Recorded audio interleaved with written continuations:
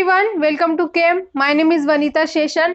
Last class में हमने पढ़ा था स्टेट ऑफ मैटर्स के बारे में। इस क्लास में हम पढ़ने वाले हैं इवेपोरेशन के बारे में।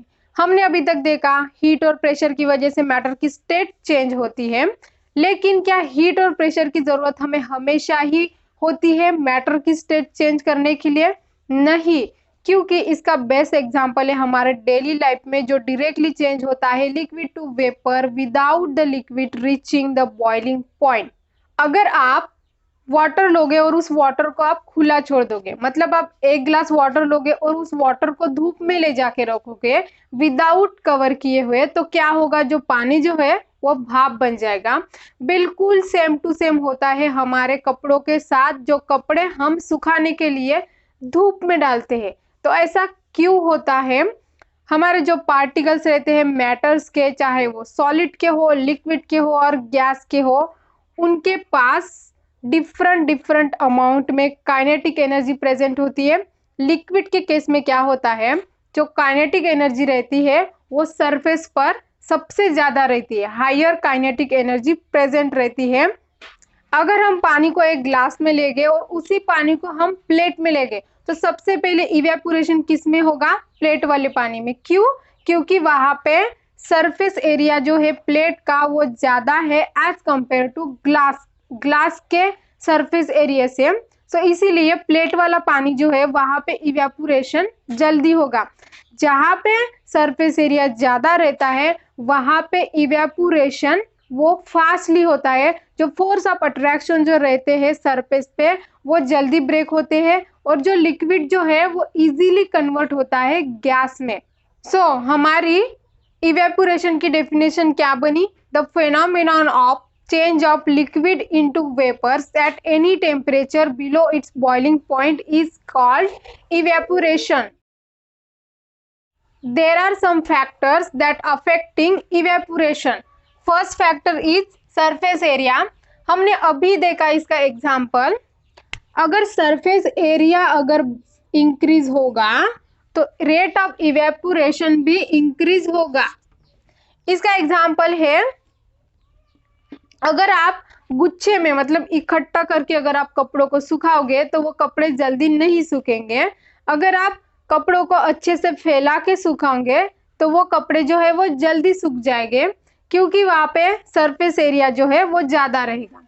Second is temperature. अगर टेम्परेचर बढ़ेगा तो इवेपोरेशन भी बढ़ेगा। अगर आप कड़क धूप में अगर कपड़े सुखाओगे तो वो जल्दी सूख जाएंगे। क्यों? क्योंकि वहां पे टेम्परेचर ज्यादा है, इसलिए वहां पे रेट ऑफ इवेपोरेशन भी ज्यादा होगा। क्योंकि जो पार्टिकल्स है, टेम्परेचर बढ़ने की वजह से पार्टिकल्स की काइनेटिक एनर्जी है वो हाई होती है, मतलब काइनेटिक एनर्जी उसकी राइज होती है। Third is humidity.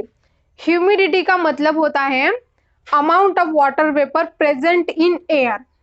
इसका एग्जाम्पल है विंटर सीजन में वाटर वेपर जो है वो एटमॉस्फेयर में प्रेजेंट रहते हैं। अगर आप उस कंडीशन में कपड़े सुखाओगे तो वो नहीं सूखेगा। क्यों? क्योंकि ऑलरेडी ह्यूमिडिटी अगर ज्यादा होगी तो रेट ऑफ इवेपोरेशन वो डिक्रीज होगा, क्योंकि उसके पास ऑलरेडी वाटर वेपर प्रेजेंट है हायर अमाउंट में, तो वो क्यों लेना चाहेगा बाहर से वाटर वेपर? इसलिए यहाँ पे ह्यूमिडिटी अगर ज्यादा होगी तो रेट ऑफ इवेपोरेशन क्या होगा? डिक्रीज होगा। Fourth is wind speed. अगर विंड की स्पीड ज्यादा होगी, इंक्रीज होगी, तो रेट ऑफ इवेपोरेशन भी इंक्रीज होगा। बहुत हवा आ रही होती है और आप कपड़े सुखा रहे होते हो, ठीक है, उस हवा में कपड़े आपके जल्दी सूख जाते हैं। क्यों? क्योंकि जो हवा की जो स्पीड रहती है वो इवेपोरेशन, हवा की स्पीड से जो है वो इवेपोरेशन जल्दी होता है, इसीलिए कपड़े आपके जल्दी सूख जाएंगे और वहां पे इवेपोरेशन का रेट ज्यादा रहेगा। Evaporation cause cooling. इवेपोरेशन की वजह से कूलिंग इफेक्ट जो है वो हमें फील होता है। कैसे? इसका बेस्ट एग्जांपल है नेल पॉलिश रिमूवर। वो बेसिकली एसीटोन होता है। अगर आप उसको हाथ पे डालोगे, यहाँ पे पाम पे, तो आपको ठंडा फील होगा। तो ऐसा क्यों हो रहा है? जो लिक्विड जो है उसको तो इवेपोरेट होने के लिए हीट एनर्जी चाहिए, तो वो एनर्जी कहाँ से लेगा? सराउंडिंग से लेगा। जो सराउंडिंग की एनर्जी है वो लेके वेपराइज हो जाएगा और हमें वहां पे ठंडा फील होगा।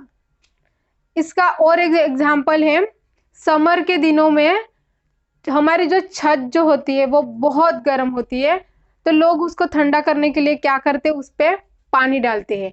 पानी डालने के बाद क्या होता है, सरफेस जो है वो बहुत गर्म हो रही होती है ऑलरेडी, उस पे पानी डालने के बाद वो जो पानी जो है वो इवेपोरेट हो जाता है और वहां पे कूलिंग इफेक्ट जो है वो क्रिएट हो जाता है और हमें ठंडा फील होता है। आपने लोगों को सुना होगा कहते हुए कि समर के दिनों में कॉटन के कपड़े पहना करो। इनफैक्ट आपके घर पर भी आपकी मम्मी बोलती होगी कि समर के दिनों में जो कॉटन के जो क्लॉथ्स होते हैं वो अच्छे होते हैं, वो पहना करो। तो वो ऐसा क्यों बोलते हैं, बेसिकली क्या होता है, कॉटन के पास कैपेसिटी होती है लिक्विड को एब्जॉर्ब करने की। सो समर के सीजन में हमारे बॉडी से बहुत स्वेट निकलता है।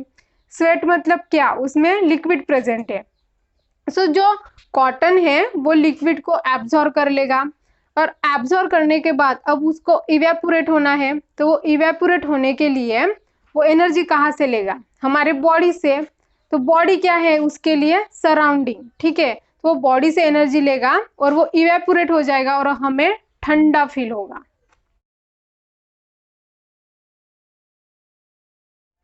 आपने कभी ऑब्जर्व किया होगा, आप फ्रिज से बॉटल निकालते हो, फ्रिज से बॉटल निकालने के बाद आप उसको रूम टेम्परेचर पर रखते हो, रूम टेम्परेचर पर रखने के बाद वो बॉटल के बाहर छोटे छोटे ड्रॉपलेट्स आते हैं। तो ऐसा क्यों होता है, आप जब बॉटल को बाहर निकालते हो तो वहां पे क्या प्रेजेंट रहता है, वाटर वेपर।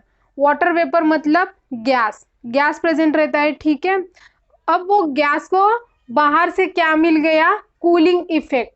अगर हम गैस को कूल करेंगे तो वो उसका कन्वर्शन किस में होगा, लिक्विड में होगा। छोटे छोटे ड्रॉपलेट्स आपके बॉटल पे आए हैं, वो अंदर से नहीं आए हैं, वो एक्चुअली बाहर से ही आए हैं। वाटर वेपर कूल होके वो लिक्विड बना है। इस प्रोसेस को हम कंडेंसेशन भी कहते हैं। सो यहाँ पे हमारा चैप्टर जो है वो खत्म होता है। हमने इस चैप्टर में क्या क्या पढ़ा, मैटर्स के बारे में पढ़ा, मैटर्स क्या होते हैं, मैटर्स की प्रॉपर्टीज पढ़ी। बाद में हमने स्टेट ऑफ मैटर्स के बारे में पढ़ा, 3 डिफरेंट टाइप्स के स्टेट होते हैं, सॉलिड, लिक्विड एंड गैसेस, उनकी प्रॉपर्टीज पढ़ी। बाद में हमने इवेपोरेशन के बारे में पढ़ा। अगर आपको ये वीडियो अच्छी लगी हो तो चैनल को कर दीजिए सब्सक्राइब एंड वीडियो को कर दीजिए लाइक एंड शेयर।